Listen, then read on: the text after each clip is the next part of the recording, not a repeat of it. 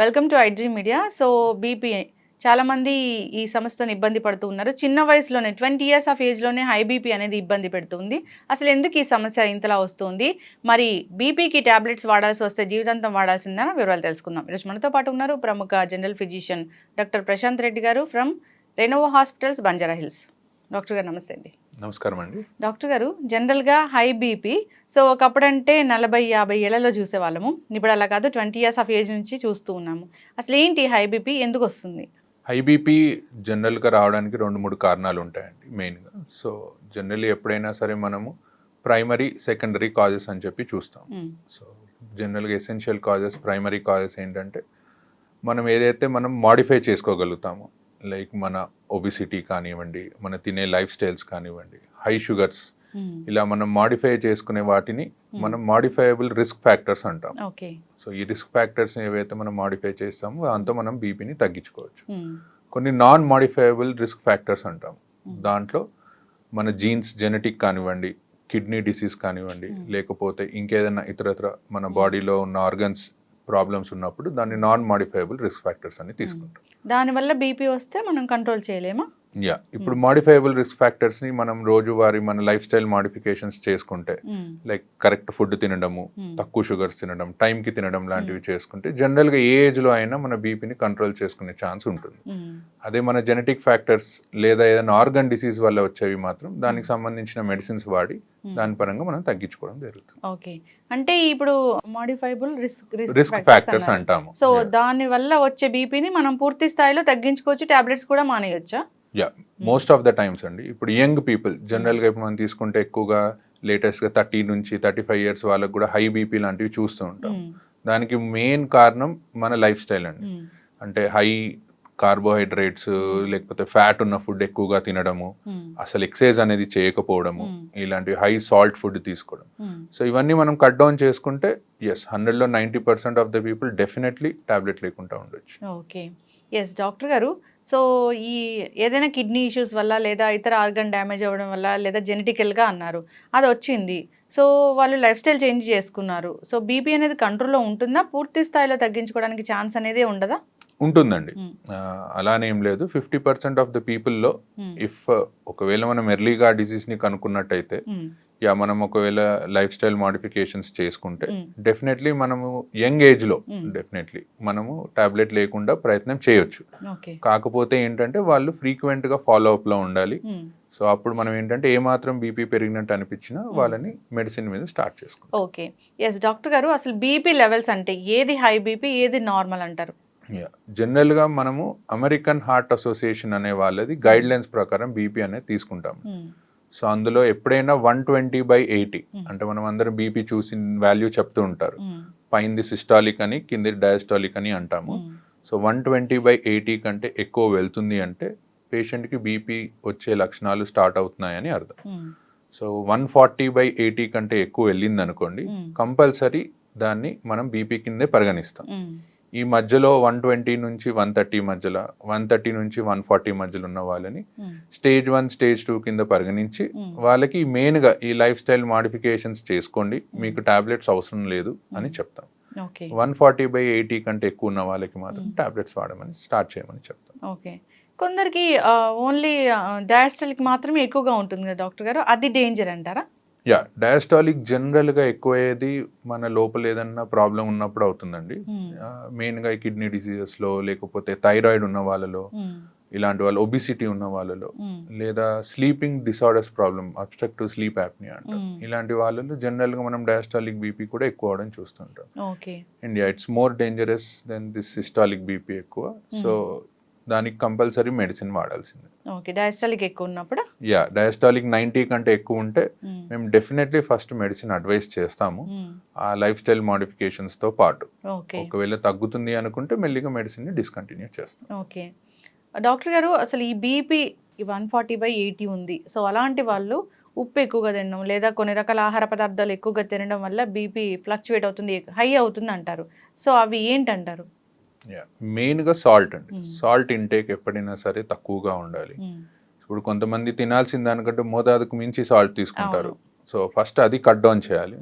దాంతోపాటు high cholesterol ఉన్న ఫుడ్ని ఎప్పుడైనా కట్ చేయాలి. కొలెస్ట్రాల్ ఎక్కువ అవుతే మన బ్లడ్ వెళ్ళేది తక్కువ స్పీడ్లో ఎక్కువగా వెళ్తుంది. సో ప్రెషర్ అనేది పెరుగుతూ పోతుంది. సో హై కొలెస్ట్రాల్ ఉన్న ఫుడ్స్ కానీ హై సాల్ట్ ఉన్న ఫుడ్స్ కానీ అవాయిడ్ చేసుకుంటే డెఫినెట్లీ మనం ఒక 5 to 10 డిఫరెన్స్ చూడొచ్చు బీపీలో. ఎస్, ఖచ్చితంగా డాక్టర్ గారు. సో డాక్టర్స్ టాబ్లెట్స్ ప్రిస్క్రైబ్ చేశారు. సో ఏ టైంలో, అంటే ప్రతిరోజు ఒకటే టైంలో వేసుకోవాలా? ఎప్పుడైనా టైం మారితే ఏమైనా ప్రాబ్లమా? సో టాబ్లెట్ వేసుకున్నామా లేదా అని మర్చిపోయి ఇంకో టాబ్లెట్ వేసుకుంటే ఏం జరుగుతుంది? జనరల్గా మన బాడీకి ఒక లైఫ్, మనకి ఎలా అయితే లైఫ్లో ఒక క్లాక్ లాగా ఉంటుందో మన బాడీకి కూడా ఒక క్లాక్ ఉంటుందండి. ఆ క్లాక్ ప్రకారమే మన హార్మోన్స్ రిలీజ్ అవ్వడము, మరి పని చేయడం లాంటివి ఉంటాయి. సో అందుకే జనరల్గా either mornings or evenings we advise. So either morning before 9 o'clock అట్లా లేదా 10 o'clock లోపు, ఈవినింగ్స్ అది అడ్వైస్ చేస్తాం. సో టైం ప్రకారం తీసుకుంటే ఏంటంటే మన బాడీకి సర్కేడియన్ రిథమ్ అని ఉంటుంది, దానికి బాడీకి అడ్జస్ట్ అయ్యి టాబ్లెట్ సరిగ్గా పనిచేస్తుంది. టాబ్లెట్ సరిగ్గా తీసుకోకపోవడం అంటే కొంతమంది ఒక రోజు తీసుకుంటారు, 2 రోజులు తీసుకోరు, మళ్ళీ తీసుకుంటారు. సో దానివల్ల మోర్ డేంజర్ దాని టాబ్లెట్ తీసుకోకపోవడం. సో దానివల్ల ఏమవుతుందంటే బాడీకి పని చేయాలా పని చేయొద్దా అనే దాంట్లో పడిపోయి టాబ్లెట్ పనితనం ఇంకా తగ్గిపోతుంది. ఓకే, అంటే ఒక రోజు 2 రోజులు తీసుకోవడం మానేస్తే మళ్ళీ తర్వాత స్టార్ట్ చేస్తే అలా అంటే దాన్ని ఫ్రీక్వెంట్ గా చేస్తారు. ఎప్పుడన్నా ఒకసారి అనేది అందరూ మర్చిపోతారు, that's okay, but maximum times మర్చిపోకుండా రోజు వేసుకోవడం is better option. Yes doctor గారు, ఫీవర్స్ వచ్చినప్పుడు నార్మల్గా డోలో అలాంటివి వేసుకుంటూ ఉంటారు. సో అది డాక్టర్ దగ్గరికి వెళ్ళే పని లేకుండా ఇంట్లో over the counter of medicine వాడుతూ ఉంటారు. సో హై బీపీ ఉన్నవాళ్ళు ఇలాంటి డోలోలు వేసుకోవచ్చా? సో అలాంటప్పుడు బీపీ టాబ్లెట్ వేసుకోవచ్చా లేదా? సో జనరల్గా బీపీలో 2 types చూస్తామండి. ఇప్పుడు ఫీవర్ వచ్చినప్పుడు కొంతమందికి బీపీ పెరగొచ్చు, కొంతమందికి తగ్గొచ్చు. సో ఇన్ఫెక్షన్ చాలా ఎక్కువ ఉందనుకోండి, అప్పుడు బీపీ అనేది బాగా తగ్గిపోతూ ఉంటుంది. సో దాన్ని మనం షాక్ అని అంటాము సిచ్యువేషన్. సో అందుకే ఎప్పుడైనా హై గ్రేడ్ ఫీవర్ వస్తే దో మీరు డోలో ఇంట్లో వేసుకున్నా సరే వెళ్ళి డాక్టర్ని కలవండి. కలిసి ఒకసారి బీపీ చెక్ చేసుకుంటే తక్కువగా ఉంటే అప్పుడు పేషెంట్ కండిషన్ని బట్టి టాబ్లెట్ ఆపేయాలా, డోస్ తగ్గించాలా అనేది డాక్టర్ క్యాన్ డిసైడ్. ఎస్, ఖచ్చితంగా డాక్టర్ గారు. చాలా మంది ఈ మిస్టేక్ అనేది చేస్తూ ఉంటారు. ఎస్, దానివల్ల ఇబ్బందులు అయితే వస్తూనే ఉంటాయి. ఎస్, ఏదైనా ఒక ఇష్యూ వచ్చినప్పుడు అప్పుడే కొత్తగా టాబ్లెట్స్ స్టార్ట్ చేశారు బీపీ టాబ్లెట్స్ అన్నప్పుడు ఇంట్లో మానిటర్ చేసుకోండి, మార్నింగ్ ఈవినింగ్ బీపీ లెవెల్స్ అని అంటారు. సో ఆ బీపీ లెవెల్స్ మానిటర్ చేసుకున్నాక నెక్స్ట్ ఎలాంటి టాబ్లెట్ రాయాలి, తక్కువ రాయాలా, డోసు ఎక్కువ రాయాలా, అలా చెప్తూ ఉంటారు కదా డాక్టర్ గారు. సో అప్పుడు ఏదైనా ఒక 2-3 రోజులు ఫ్లక్చువేట్ అయ్యి 2-3 రోజులు హైగా అయ్యి తర్వాత నార్మల్గా ఉంది లేదా లో అయిపోయినప్పుడు అప్పుడు టాబ్లెట్స్ రాయడం అనేది ఎలా ఉంటుంది, ప్రిస్క్రైబ్ చేయడం అనేది ఎలా ఉంటుంది?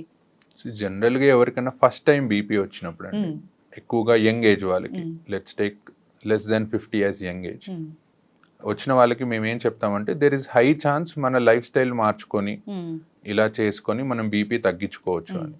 అండ్ ఒక్కొక్కసారి డాక్టర్ దగ్గరకు వచ్చినప్పుడు రీడింగ్ అనేది ఎక్కువ రావచ్చు. వైట్ కోట్ హైపర్ టెన్షన్ అంటాము, అంటే డాక్టర్ని చూడగానే బీపీ అనేది పెరుగుతూ వెళ్తుంది. సో అలాంటి వాళ్ళకి ఏం చెప్తామంటే మీరు ఒక 3 to 5 days 2 times in a day check చేసుకోండి రీడింగ్స్ అని. సో కన్సెక్యూటివ్ రీడింగ్స్ అండి, అంటే 3 consecutive రీడింగ్స్ 3 సార్లు ఎక్కువ వచ్చాయనుకోండి డెఫినెటివ్గా టాబ్లెట్ స్టార్ట్ చేస్తాం. సో 3 సార్లు కాకుండా ఒకసారి వచ్చింది మిగతా 2 times తక్కువ వచ్చింది అలా అనుకుంటే first life style modifications advice చేస్తాం. ఎస్, ఖచ్చితంగా డాక్టర్ గారు. సో బీపీ మిషన్స్ చాలా డిజిటల్ మిషన్స్ వచ్చాయి. సో వాటిలో చెక్ చేసుకుంటే వచ్చేది కరెక్ట్ వాల్యూ అయినా నార్మల్గా డాక్టర్ దగ్గరికి వెళ్ళినప్పుడు వేరే బీపీ మిషన్ ఉంటుంది, అది కరెక్టా?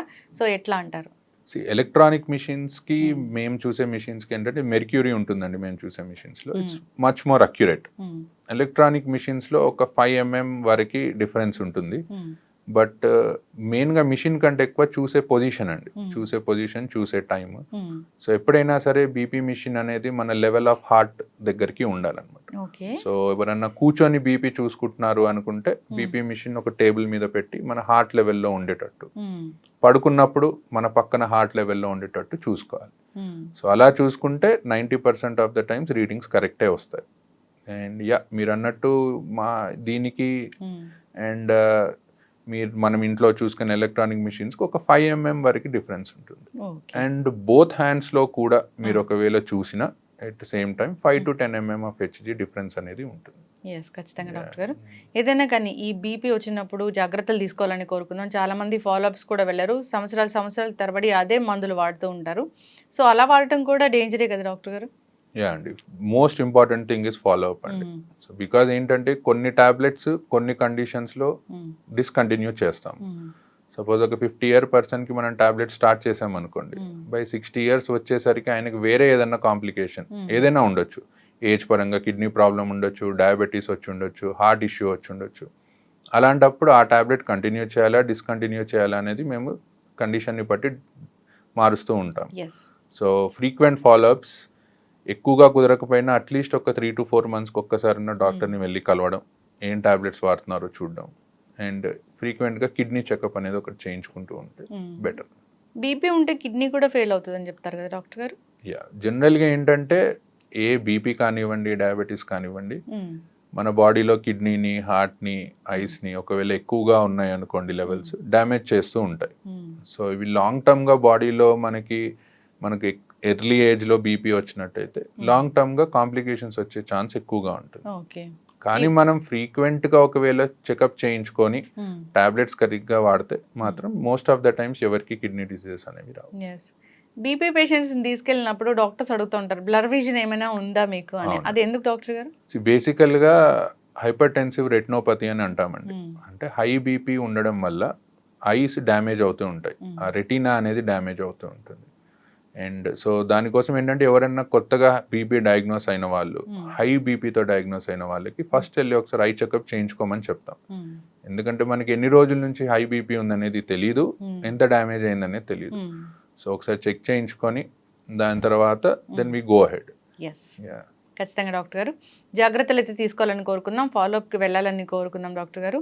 సో బీపీ అంటే అదేం చిన్న విషయం కాదు. సో అది కంట్రోల్లో లేకపోతే ఆర్గన్స్ అనేవి డ్యామేజ్ అవుతాయి కాబట్టి జాగ్రత్తలు తీసుకోవాలని కోరుకుందాం. చాలా చక్కటి ఇన్ఫర్మేషన్ అండి, ధన్యవాదాలు. Thank you.